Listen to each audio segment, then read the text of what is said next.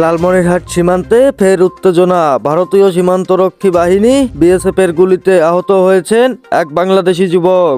আজ বুধবার রাত 11:30টার দিকে হাতীবান্ধা উপজেলার দইখাওয়া সীমান্ত এলাকায় এই ঘটনা ঘটে।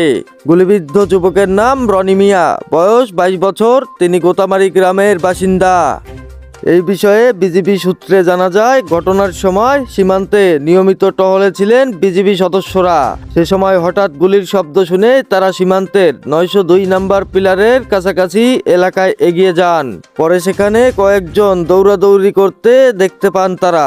এক পর্যায়ে গুলিবিদ্ধ এক যুবককে দ্রুত সরিয়ে দেওয়ার চেষ্টা করছিল কয়েকজন ব্যক্তি।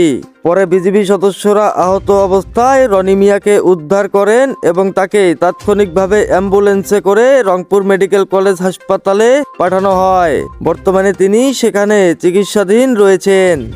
এই বিষয়ে সরজমিনে স্থানীয়দের দাবি, রনি মিয়া সীমান্ত এলাকায় মাদক বহন ও চোরাচালানের সঙ্গে জড়িত ছিলেন। তবে এ বিষয়ে তদন্ত চলছে বলে জানিয়েছেন বিজিবির পক্ষ থেকে আরও জানানো হয়, এর আগেও গত 22 ডিসেম্বর বিএসএফের ছড়া গুলিতে আহত হয়েছিলেন একই ব্যক্তি।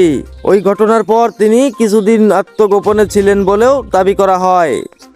এই বিষয়ে লালমনিরহাট 15 বিজিবির অধিনায়ক লেফটেন্যান্ট কর্নেল মেহেদি ইমাম সাংবাদিকদের বলেন, বারবার সতর্ক করার পরও সীমান্ত এলাকায় অবৈধ অনুপ্রবেশ ও অপরাধমূলক কর্মকাণ্ড চালিয়ে যাওয়া দুঃখজনক। সীমান্ত নিরাপত্তা নিশ্চিত করতে সবাইকে আরও সচেতন হওয়ার আহ্বানও জানান তিনি।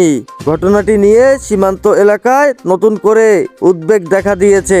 বিজিবি বলছে, পরিস্থিতি নিয়ন্ত্রণে সীমান্তে নজরদারি আরও জোরদার করা হয়েছে। এআই রাজীব, খবর, লালমনিরহাট।